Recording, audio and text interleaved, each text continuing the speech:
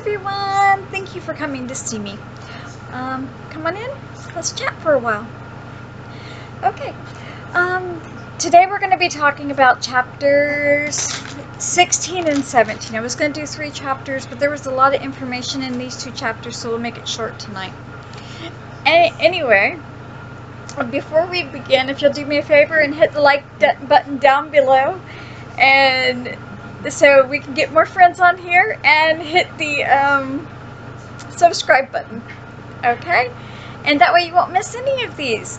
I also do unboxings, so if you want to, go ahead and take a look at those also.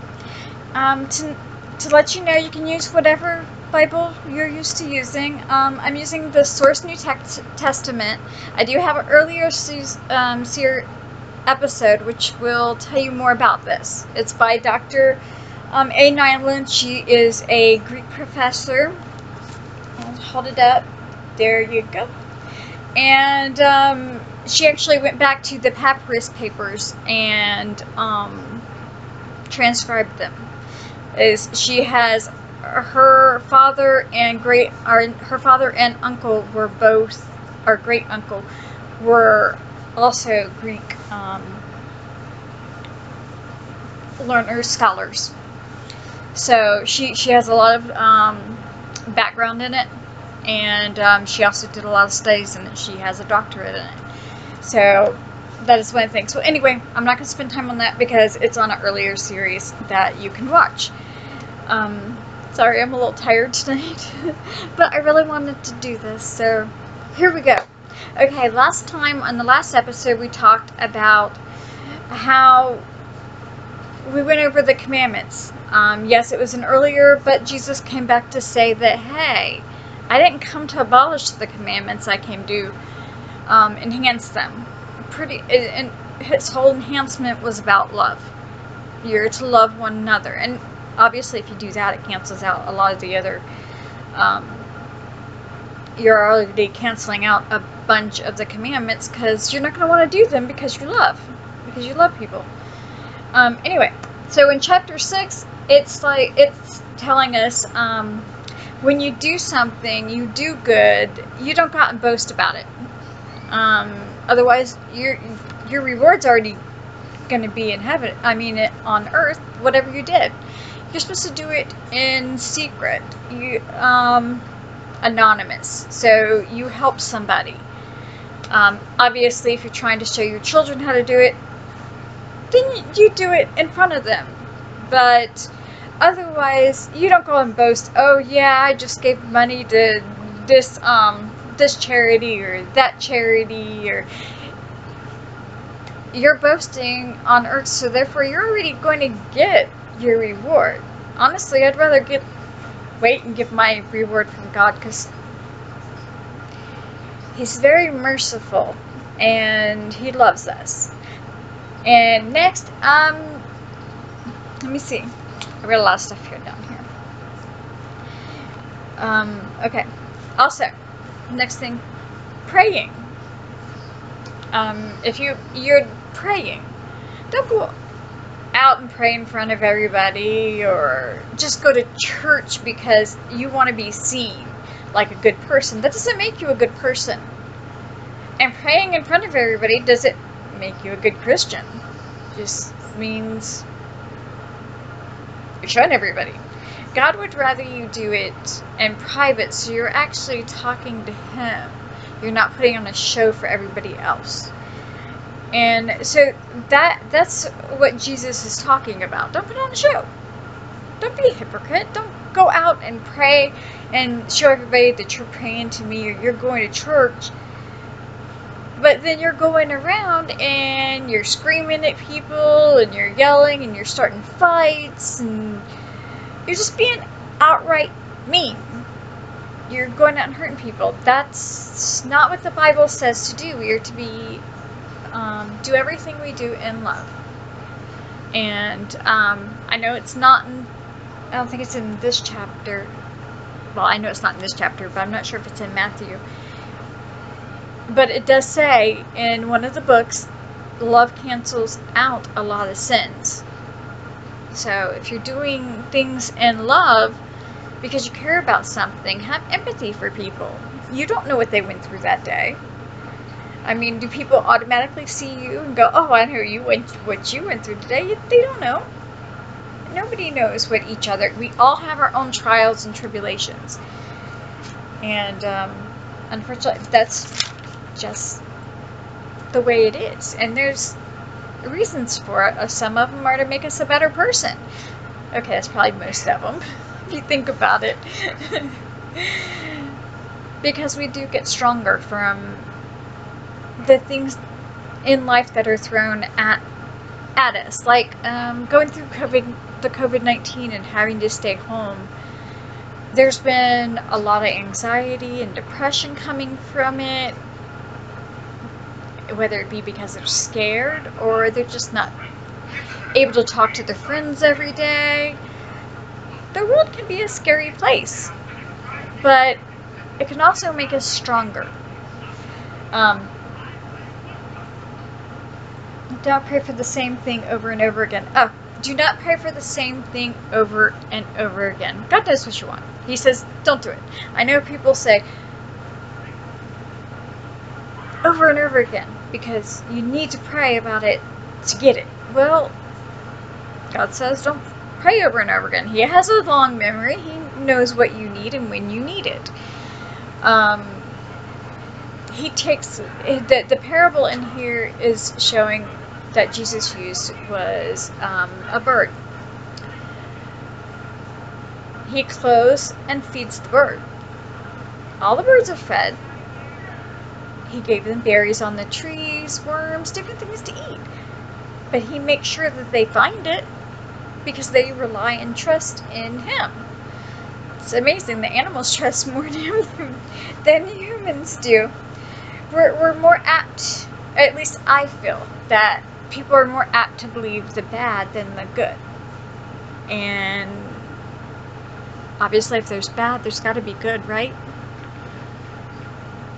I mean, I've had good in my life. And I'm sure all of you have different moments that you would pinpoint as being good. You went through something. So there has to be a status quo. But if you believe in God, he's always going to feed you. He's always going to clothe you. You don't have to worry about those things. He doesn't say he's going to give you a mansion or, you know, a big fancy car, lots of jewelry. No, he doesn't. And he's not going to, because, or he might. Some people might, but there's a purpose. If you are, there's a purpose for it. I don't know what the purposes are or anything else, but I do know that it says that if you do these things in private and you follow the rules that he wants you to follow, you will have a reward in heaven. Otherwise, you won't see it. And when you go to chapter 7, it expands on that and says, do not judge. Because if you judge somebody else, then God's going to judge you for all the stuff that you did. So don't judge somebody else for the stuff they did. You don't have their life. You don't. Same thing. You don't know what's going on with it. You have no right to judge them. And they should not judge you. But if you judge them harshly, and they've done nothing wrong, God's going to judge you harshly. So be careful, because if you judge them wrong, now you still have to use judgment, because later on the Bible tells you have to use judgment with who you hang out with. You're supposed to be nice to everybody and show them and love them, but you're not supposed to be stupid about it. That wasn't a nice way to put it, was it? You have to use your brain about things. And I know when I get into a fix, I pray to God, because it helps me, and it normally shows me the way I should go. And sometimes I might not like what he wants me to do, but I'm doing it. I'm doing this because I feel this is what he wants me to do. This is really not comfortable for me, but I've been told the more I do it, I'll get more comfortable with it. So we shall see, huh? Alright, let's keep going. Okay, you also treat others. You've heard this. This is a really big saying. Treat others as you want to be treated. Well, means just that. That's not a hard one. If you want to be treated that way, if you want to be treated a certain way, you should treat others that way first. It doesn't say they should treat you that way first. You should treat them that way. And show them the way that you want to be treated. Unless, he didn't say they're not going to. They still have free will. Free will is still there. He also says the road to heaven is very narrow, yet the road to destruction is very wide. Because a lot of people pick the wrong road, and some of them, unfortunately, don't even know they're picking it. And I pray that we reach them. Somebody reaches them. That would be very nice. Beware of wolves in sheep's clothing. Now here's what I was talking about. You gotta watch who they are. You can't just go trusting somebody because they're being nice to you or they're saying, oh, good things to you. Look at what's in their wake. Because charismatic, there could be a bad side to it. You don't know until you know the person. Look at what's come before them. What have they done? Is it all destroyed? Or does he got a lot of happy people and okay, God, I need help with this one.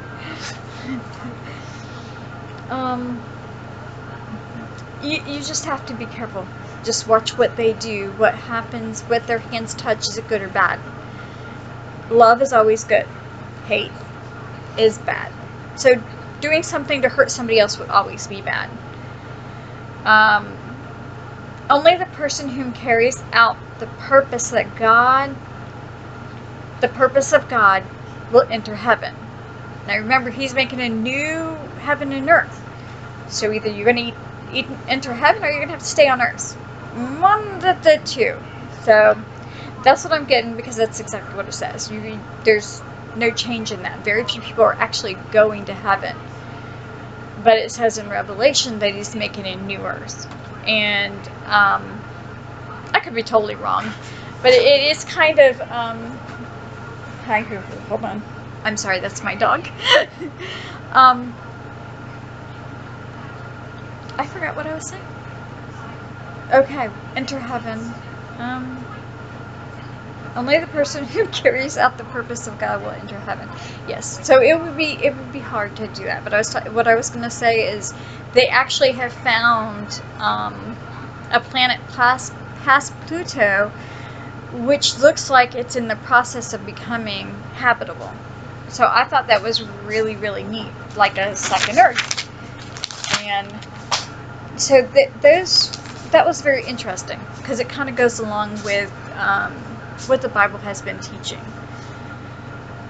And let's see, the next one, are you a fool or wise? The wise build by showing God's love to others, doing good in his name.